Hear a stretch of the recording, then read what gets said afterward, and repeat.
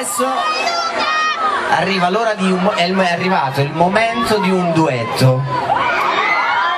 Il duetto è con una ragazza che è di qua. E il duetto si intitola Senza fine. Martina!